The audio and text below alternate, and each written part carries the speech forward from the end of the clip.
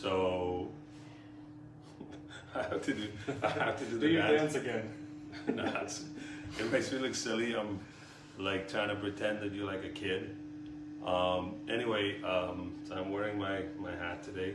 Sean Jacobs, the editor of Africa's a Country. Zachary Rosen, editorial board member. Editorial board member of Africa's Country for a while. We're back. This is our second episode.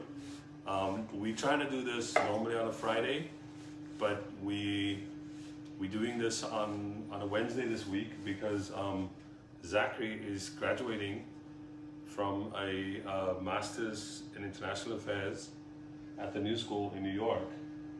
Do you want to say just something quickly about the thesis you wrote, like what you wrote your thesis about? Yeah, there's all kinds of festivities at the end of this week. I wrote my thesis on a project in Lesotho to create a new national museum, and so I wanted to understand the history of the country and how they would express their sense of nationhood through the institution of museum, which also has its own legacy in how it was designed and created and manifested. So, like I think I've said to you before, it's like a sort of it's an interesting. Your focus is interesting because the instrument to find a way to like invent, I don't know, like to create like another idea of the nation is through something from the 20th century, like a museum. Yeah, when that's not where we think people would be going. And something that was designed and has aesthetics that come from other regions of the world and other cultures of knowledge. Right. So I've had a deep engagement with Lesotho over about the last 10 years. So I went there, did a lot of interviews, Right. and put something together about that. Right. And you also, we had a problem there, like people. So this is what live broadcasting is about. When you're using the technology of phones, so we got interrupted, and we're gonna go back in a minute. But in the meantime, let me just for. Hold on. So just for our viewers, sorry we got a little interrupted there by we were using cell phone technology. So sorry we got interrupted. If you went away, we're back. We got interrupted by phone calls. This is new. We're learning a lot about live. Is that live involves phone calls, etc., and so on. So we're back, and we were just discussing. Hold on, we're telling the people calling us that we're live. This is hilarious. Don't record us.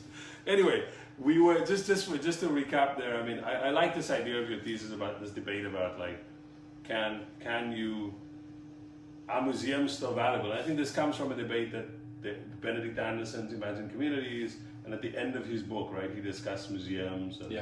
And that's where I think you got the idea for writing about this. Yeah, definitely. And it just happened that a country that I already do other work in around arts education was designing a new national museum, and so it made good sense to go over there and talk to people about it and think about it. It's also a fascinating country in that it has it's the 12th province of South Africa. I didn't say that. It's a sovereign state, a kingdom which comes out of its own kind of inclusive identity.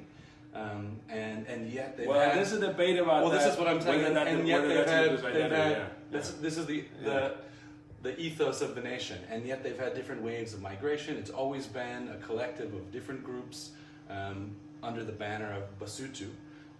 But does that include everybody? Is everybody in there? What does that really mean? There's normative versions of that. But right. Not everybody's Basotho. Are Taiwanese factory managers part of that who've lived there for maybe 20 years now? Mm-hmm. Are they included in Basotho? Right. What about people from like the Eastern Cape, or I don't know? It's like, when did it become Eastern Cape and when was it Lesotho? Like those kind of boundary issues. Or when did the Eastern Cape become the Eastern Cape? Because some could say that was Lesotho before. I think in your piece, I think in your thesis, I think there is some debate also about like there are these people in Lesotho who would also like to claim land in South Africa. Like Yeah, the so- idea of this museum hopefully might go into that. If South Africans are interested in having the land question, the real question would be actually, doubling, tripling, quadrupling the size of Lesotho. Are you really are you ready and willing to deal with that reality? Because Right. this is actually Right. there's actual legal documentation that suggests that this should be the case. Well, the land question in South Africa, we should bookmark it for another show. Perhaps. Because even that in itself, the way for me, for example, as a South African, I think how the land question there has been framed as a sort of like, oh, this is mostly about farming, when actually most of the land hunger in South Africa is in its urban cities. Like, Yeah. so the strange thing is like, throughout the 20th century, the bulk of the damage of like land of whites taking land away from, if you want, the black mass, happened through the Group Areas Act in the cities. But in the way that people talk about land in South Africa, or whether the ANC, mostly the ANC now, the ANC is taking sort of its lead from the EFF, because the EFF was going on about it until the ANC has a rearguard action said, oh, we're going to do land reform. But it's mostly still done as like, let's talk about farms. I mean, yeah, we should talk about, there's a lot of people still claiming the land back in rural areas.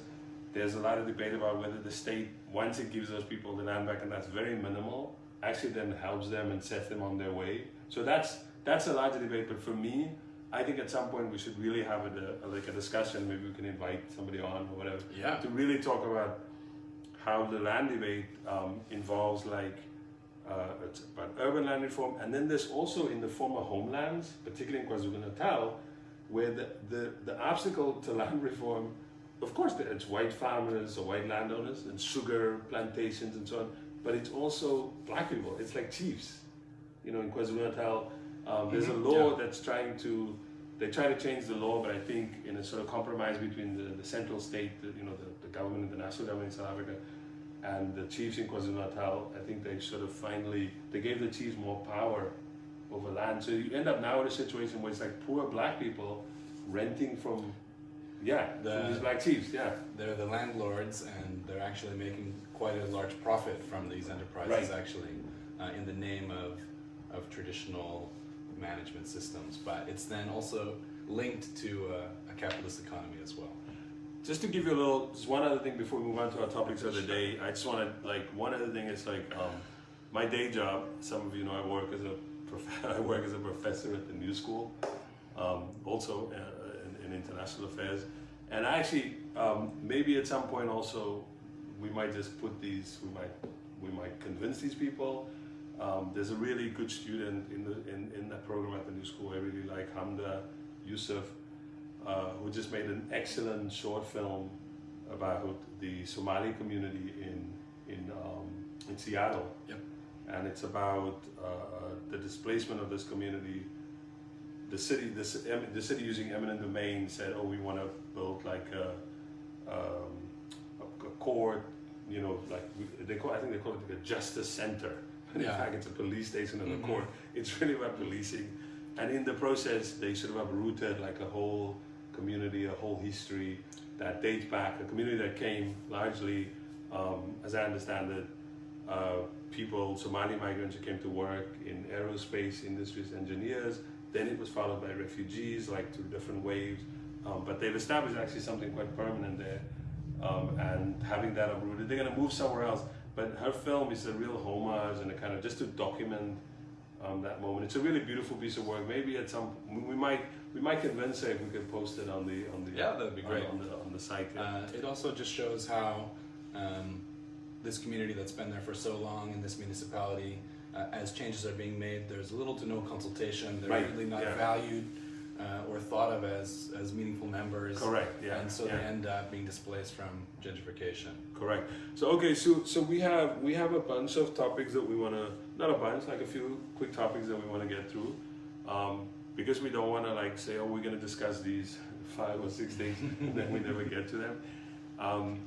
We'll just say what we want to talk about. So I think the first thing that I think is, we don't want to say it's underreported, because then people are going to be like, oh, but it is reported. Sure, it's maybe not in the right outlet. But there is currently a crisis, a health crisis around Ebola in the DRC There are something like 1,000 people have died since, like in the last year. Another 1,600 or something are infected. And I just saw a number today, a couple of hours ago on The Guardian, that almost 300 people have been infected within the last month. And that this is all happening mostly in the eastern part of the country, which has a long history of political violence, under the rubric of civil war, that actually dates back even to like when the independence, to like right after independence, when you had the West interfering, getting rid of Lumumba, then there was a sort of groups in that part of the country. That's actually where Kabila started organizing against, eventually against Mobutu. But since the late 90s, after Mobutu fell, the involvement of Rwanda there, the involvement of Uganda, etc. There's also a lot of the resources like mining has been done there, and so it's particularly in that area where this outbreak is.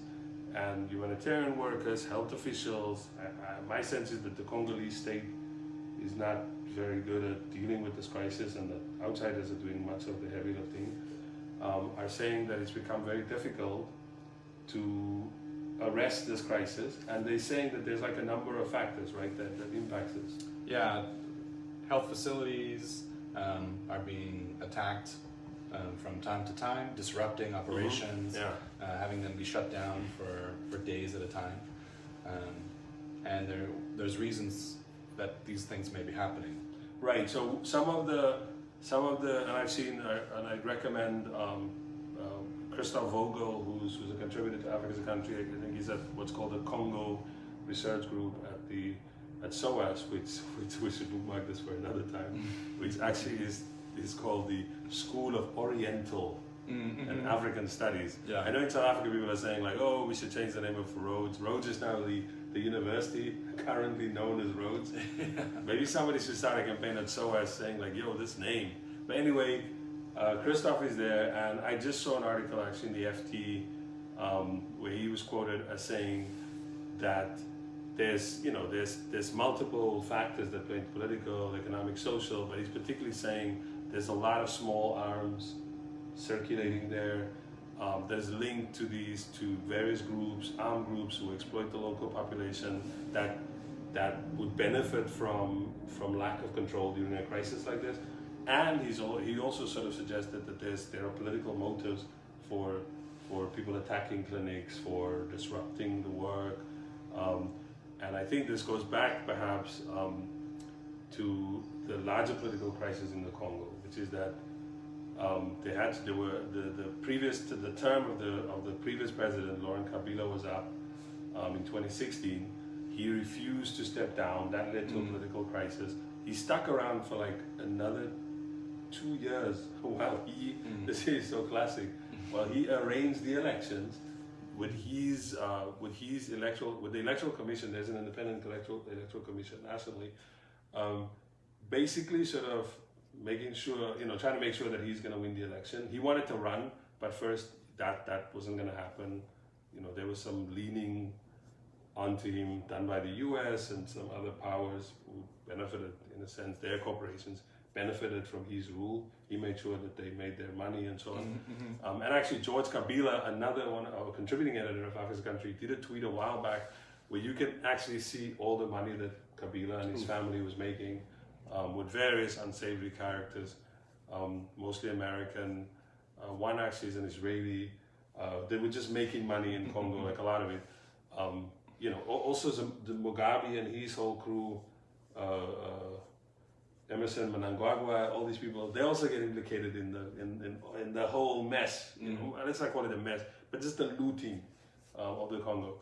So anyway, the election happened, and it became clear that this candidate called Martin Fayulu, who is not he's like a capitalist. He had worked for like a big multinational outside Congo, had come back, decided to run in the elections. Many other people have been running against Kabila, and even those who were in opposition against Mobutu for years, including this man called Etienne Tshisekedi. His son Felix also ran in the election, But all indications, I mean, there's lots of investigations that were done, lots of monitoring organizations showed that Fayulu had won the election. Mm-hmm. He was obviously, in that kind of usual, like, you know how neoliberals talk about corruption, blah, blah, blah. He was going to clean the system up. Sure, yeah. But Kabila, I think, wasn't happy with this idea. And so they didn't announce the result for like a while.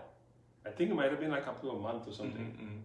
Go back into history, Mugabe once pulled the same stunt with MDC. Yeah, I remember that one. Remember that one where they won the election and he like, they didn't want to announce the result. Maybe 2008. Yeah, it went on forever. And then eventually they like gave some like magical amount and then said, I stay president and you become prime minister. Like this is the new thing also, like just like we give you an amount. But anyway. The Kenyan model. The Kenyan model. Kenyans are going to be upset with you, Zach. So then, make a long story short, the context here is like, this election commission decided that also we can't run the election in those places where the Ebola was. They said, because there's Ebola there. But it also happened that that's the places where people were voting overwhelmingly for this other opposition guy. And in the end, they just said, Felix Tshisekedi wins the election. And you know how these things work. The AU said, we're happy with that. The so-called international community said we're happy with that. So cool. Martin Fayulu, because he's not like, I think partly because he wasn't like a leftist type of dude. People were just like not defending him. Mm-hmm. You know, he's like a rich guy, or they didn't know what his politics were, so nobody was defending him. And we end up with Tshisekedi, who, I'm sort of going off, but Tshisekedi, by the way, was in the US recently and went around giving talks here and sort of said that Al-Qaeda is operating in, ISIS is operating in Congo. Get those terrorist funds. Let's just leave it like that. But yeah, so it's a terrible situation, but we're just trying to sketch that there's always this kind of like broader political context to the response to these kind of crises. And I just wanted to add that if you're seeing violence against a place like a health clinic which is attempting to do humanitarian response, right? You wonder why this is happening. Sometimes these movements are stoked from the political interests and kind of contributing to the mistrust and fear that people have had around Western, so-called Western forms of medicine, and then this leads to a lot of outrage and challenges in the response. But let's link that to and again we would recommend like the Congo Research Group. Also, there's this. I'm not sure if Jason Stearns and them are part of that. We definitely would recommend that people follow George Kabala, George Kabala Bauer, who's contributing editor, who's Congolese and German. There's also the Congo Crisis Group. There's the Congo and Friends, which is based mostly in the U.S. But there's a lot of places. I think we might at some point just put up a tweet in which we tell people like, here's a bunch of places, here's a bunch of people you can follow. That would be good. On the crisis in Congo. So it's not something to take lightly, but it's sad. But we're also trying to say there are often political solutions to many of these kind of crises. I mean, we know what happened in West Africa, where there was in the end political will to deal with the Ebola crisis.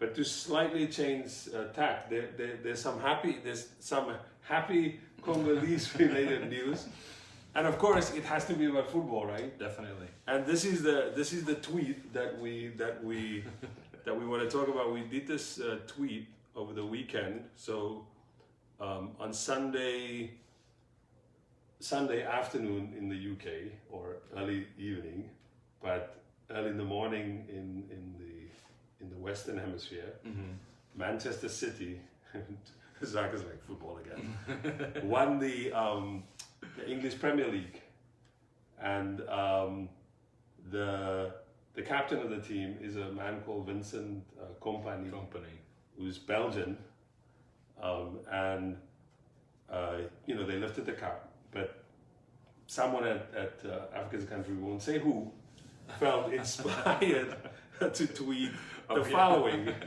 and say Pierre Company was born in Bukavu, which by the way is in that same region in the east, in what was then the Belgian Congo. We got that. We got to footnote that. Who migrated to Belgium, where he worked as an engineer, served in a regional parliament. I think it's the parliament for Brussels, and he became the mayor of a town called Ganshoren. I got my Afrikaans still going accent. on. I couldn't do Belgian, Flemish, Afrikaans, Dutch.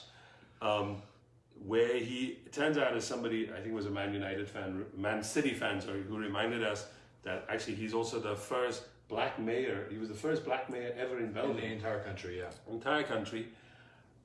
This man, and this the tweet continues, one of his 3 children, called Vincent, is it Jean or Jean? Jean, no, thank you. Boy, today captained Man City to the 2018-2019 Premier League title. And you know, this is that sort of thing where you're like, oh, we're just going to tweet this and let's see what happens. It's a very nice picture. Oh, nobody cares. You know, oops, we lost the tweet for a second there.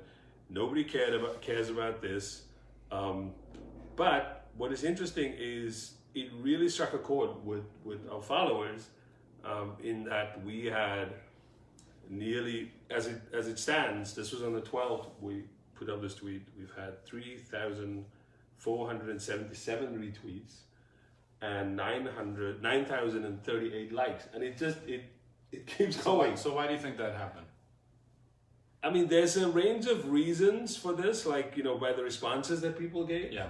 I think it had to do, one, with people sort of, there was pride in the fact that a person of African descent, because he's also Belgian, his mom is Belgian, Vincent Kompany was the captain of you know, the team that had won the league in what people would say is the most competitive football league. And by this we don't mean that all 16 or whatever teams will win the title.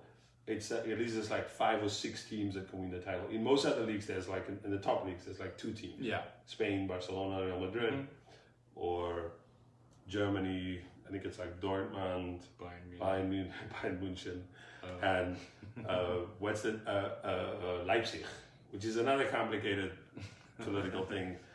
A company that this is actually a company that owns teams in multiple places. Oh. Yeah, which apparently you can't do. This guy, Red Bull.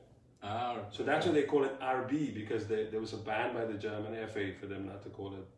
They can't call it Red Bull, so they call it RB. Wow.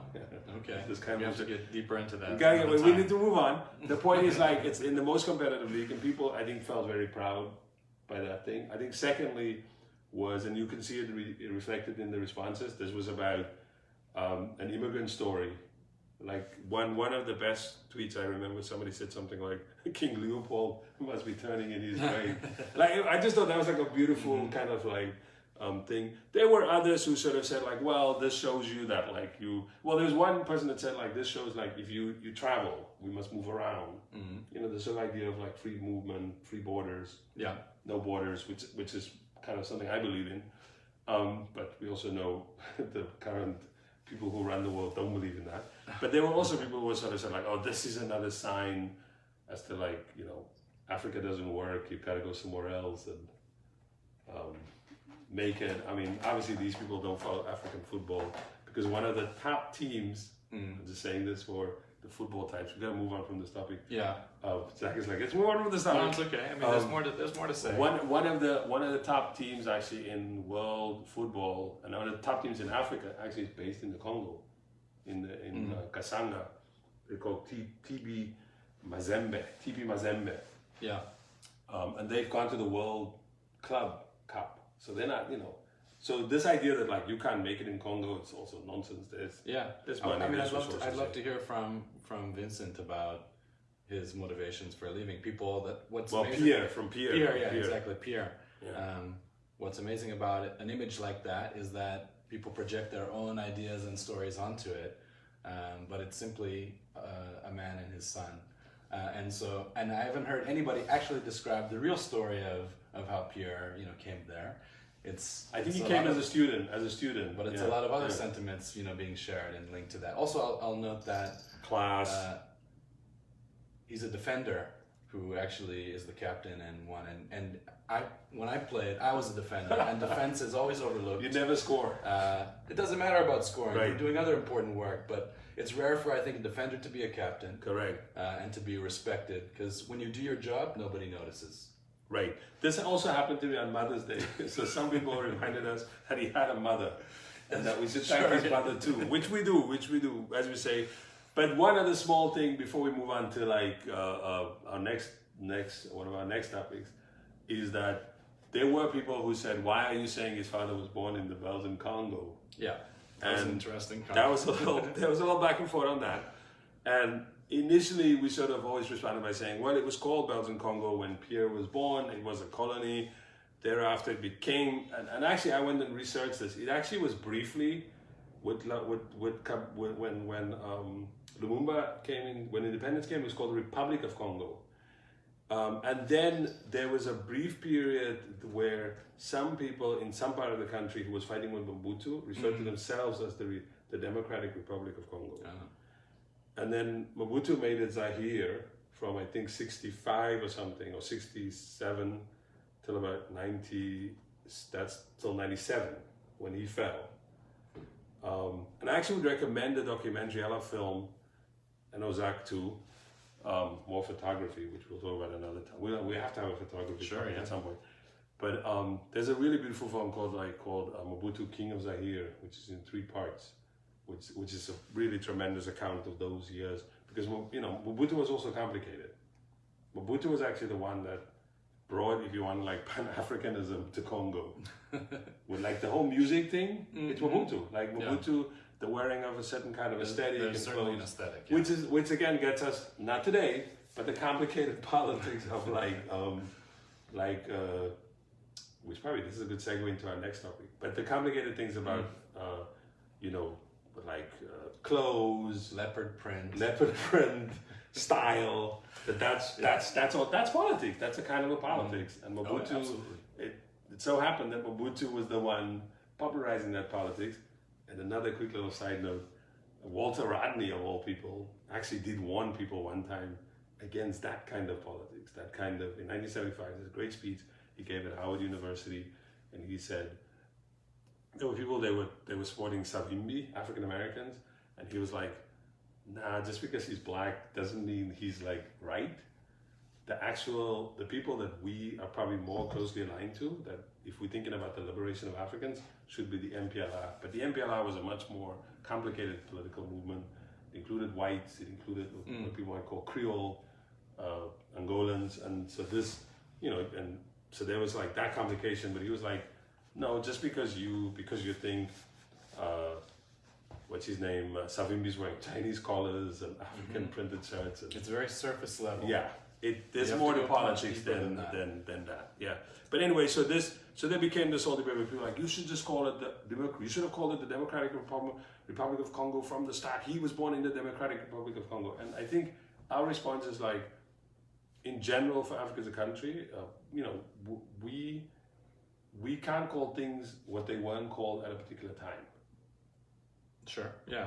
But also, I think a good debate would be, what were people who were not part of a colonial administration calling themselves during a period when something would have been known as the Belgian Congo? Because then, you actually hear how some other people were legitimately doing it. If you're living in a state and the state has this name and it's governed by its own people, that's one thing. I think about this with Lesotho, just as a quick aside. The British were calling the area that became Lesotho Basutoland, but Lesotho people never really called it that. Isn't it also called Botswana land? That's Botswana. Yeah. Oops, I missed something. But it was, on a map they would write Basutoland, okay, the land of Basotho. But in Sesotho, people were calling themselves Lesotho. Of course, in administrative functions, whatever, you have to call things Basotho land, but it's never really Basotho land to Basotho people. Well, I think maybe I was sort of like answering, but thinking, when you think, when you're saying something, I think my response was also to say, what it was called. You said like, what was he was born in Bukavu in what was called the Belgian Congo at the time. You having 200 and how many characters? 240 or whatever. 240. And you're trying to say all this stuff about Pierre Company, and you want to like link it to your son Vincent. There's no space. Like, how am I gonna get all of that in? So like, you know, I had to like deal in the comments, like yo, no, this is not. We're not. There's no way that we are supporters of colonialism. Like, if you read the site, if you go on our social media, Instagram, Facebook, or whatever, there's no way that we are, I don't know, we want to insist that. No, we're just saying like at that time. I mean, my examples are often from South Africa. If you say Nelson Mandela was born in, I think it was in Mvevu or something, although I think he was born before that thing was declared a Bantustan. Well, yeah, it's true actually. But let's say you take someone in South Africa who was born in the 1950s or something. So they're born in what becomes the Bantustan of Transkei. Mm-hmm. You could say Zachary Rosen was born in the Eastern Cape. But the point is, at that time, it wasn't, you have to say what it was called at that time. Because by saying what it was called at that time, you're pointing out the conditions. That's true. That person, because otherwise I hate that in the South African, particularly in like the reporting on South Africa, when somebody reports about a geographical space that existed under apartheid, but act like that province that they're discussing. He was born in Limpopo province in Julius Malema was born in he wasn't born in Limpopo province. He was born in what was probably at that time known as, I think, like the Eastern Transvaal or something. Mm-hmm. So it's like, Western Transvaal, sorry. So it's like, you can't, I don't think it's like, yeah, I just, it's a sort of pedantic debate, but we will not bend on that point. We might lose some people because it's like, we will call what something was at that time. So, you know, articles actually, if we write stuff, we'll say he was born in what was known at that time. Yeah. I mean, so I had the great example of this was my son in the school he goes to, they had a little exercise. Mm-hmm. And he had to show like when his father was born, when his mother was born, when his grandmother, great-grandmother. So I was helping him with it, and I'm just going to talk about my side of the family. And when I sort of went back, I noticed that, I was born in apartheid South Africa. So they also asked like, who was president when you were born? And it was apartheid. Mm-hmm. My father was born when, before apartheid was implemented. So he was born in what was called like, you know, the Union of South Africa, yeah. Right? Because the Republic I was born, it was called the Republic of South Africa. Mm-hmm. But my father's born in this thing called the Union of South Africa.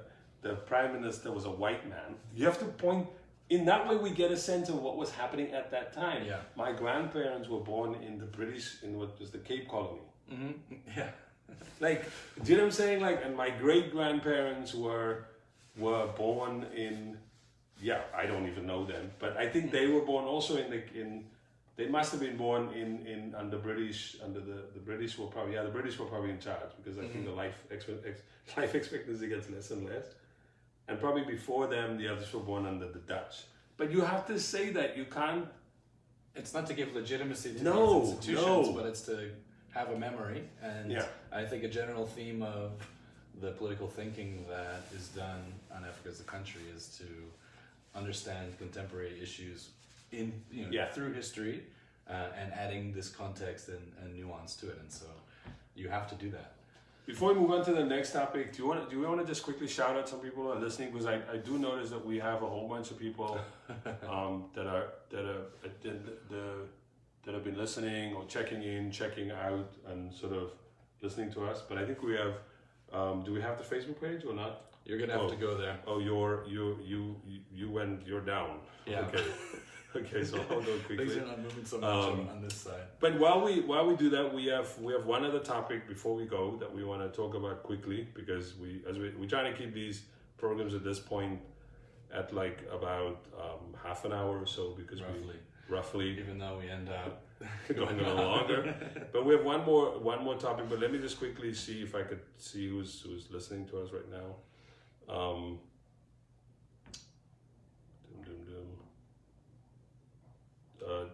Hold on. it's gonna take us. This is like people reach and all. It's gonna come in. We'll shout out people in the comments afterwards and say thank you for listening, thanks for coming by, and so on.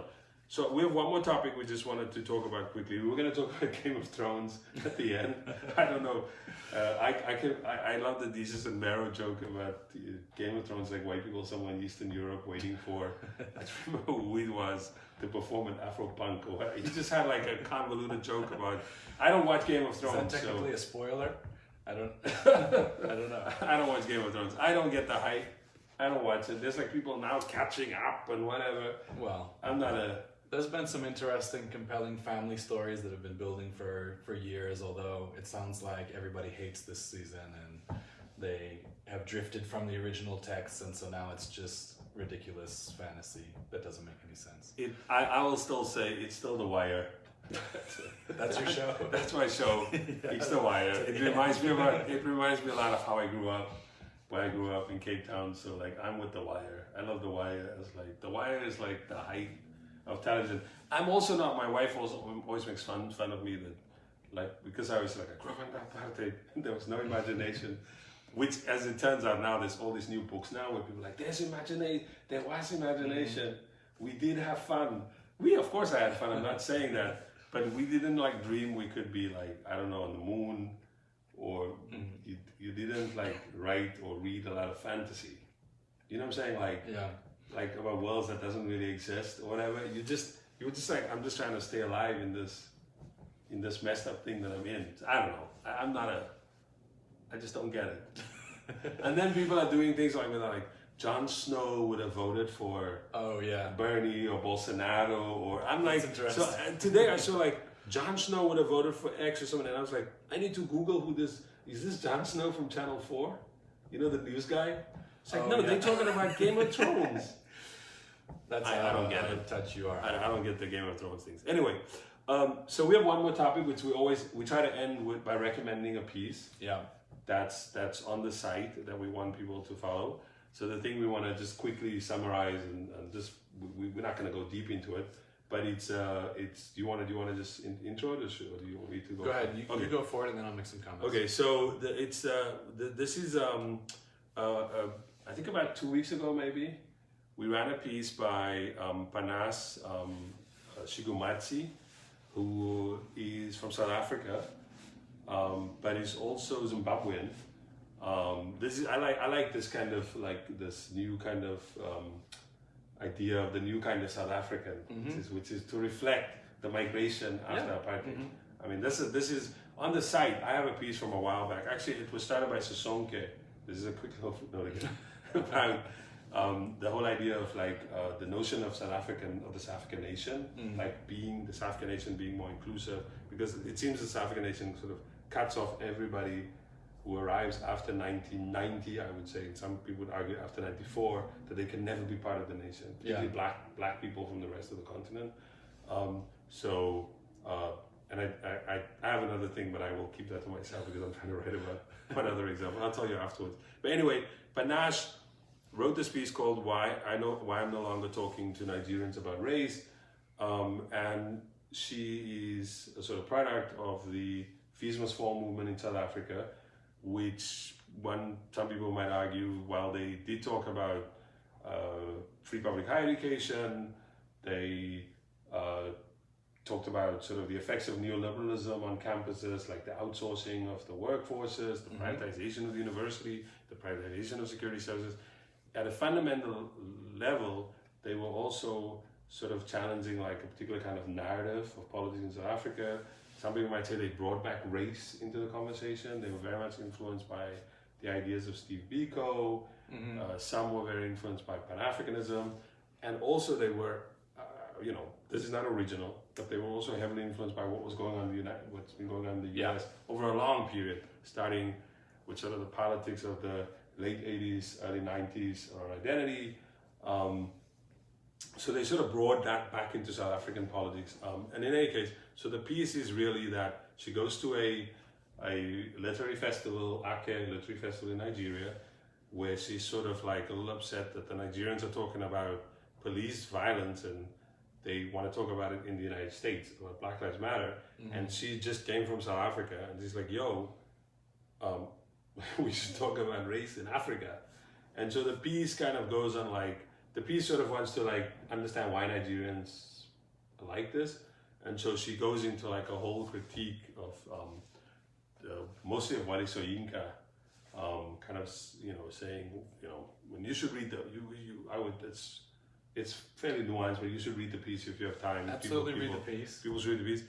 And the last part of this, sort of just setting the scene, is Akin Adesokan, who's contributed to the site before. If anything, Akin should be a contributing editor of the site. I mean, I've told him this. He has too many other obligations. He's a very big part of Chimurenga, actually.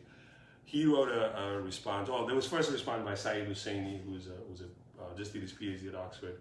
He wrote the first response saying why I'm still talking to Southern Africans about race. But he was more interested in saying, actually, because Nigeria's elections are about race and class and identity, people think it's about big men, but actually it's a little bit more complicated. But Akin's piece, I think, is really very, you know, a really good sort of counterpoint to Panash's, in that he goes back he sort of challenges what he's sort of encouraging her to like read a little bit more, give a little bit more nuanced take of this relationship. And I would say for me the key points are like, one, that Soyinka has like a long history of engagement with South Africa that is not as, you know, it's actually quite deep, that dates back to his first play in 1957. Yeah. He writes a play about South Africa, set in the future, in which apartheid ends by 1976, which, as we know, that's the Soweto uprising. So some people might say it's off by 2 years, two decades. But in fact, that he's had a long engagement. He had been helping exiles. He was always concerned. He would protest. You know, he was really involved in South Africa. And then the second point I think that I liked about his piece was he was trying to say like, well, if you think Nigerians are not talking about race, here's why. And he dates it back to like the independence and the sidelining of sort of more radical politics, more kind of, you know, just, you know, like the kind of politics that probably most of us identify with, for a more sort of conservative, more sort of like capitalist type of politics. And then finally, he points to the irony that a lot of the solidarity work in Nigeria, which relates to South Africa, was done by military dictatorships. Like this sort of like a take. But I would really recommend that people check out the two pieces and Said's piece. The three pieces. The three pieces. I think what's been really fascinating about the original piece is that although it's a bit of a long read, it's really worthwhile to challenge yourself about how you think about how she frames her arguments. And it really created a lot of discussion in social media and in the fact that there's been an interest in responses internationally. I actually saw... Also on other websites. I saw, that's what I was about to say. Brittle Paper was... The African Literature site was also running, you know, their own response from Paikide and probably others. I think another person in doing more. And then... Panache is taking the conversation on the road a little bit as well. A conference to keep it going, like in England or something. Yeah, I mean, and this is, I think, this is to sort of end today's discussion. I think that's really the point of Africa as a country, is to try and like just open up spaces and let people talk. And if you want to take it elsewhere and make it broader, this is why we exist. Because a lot of these kind of debates, it's kind of like, you know, about ideas where people engage each other, take each other on. This often doesn't exist anymore on the internet. It's just sort of like takes on, I don't know, Vogue didn't have a black model or whatever on the not, they should, but it becomes about some like, you know, or so and so their Christmas campaign didn't, like, it becomes this sort of like, that's capitalism. I mean, like, what did you expect from capitalism?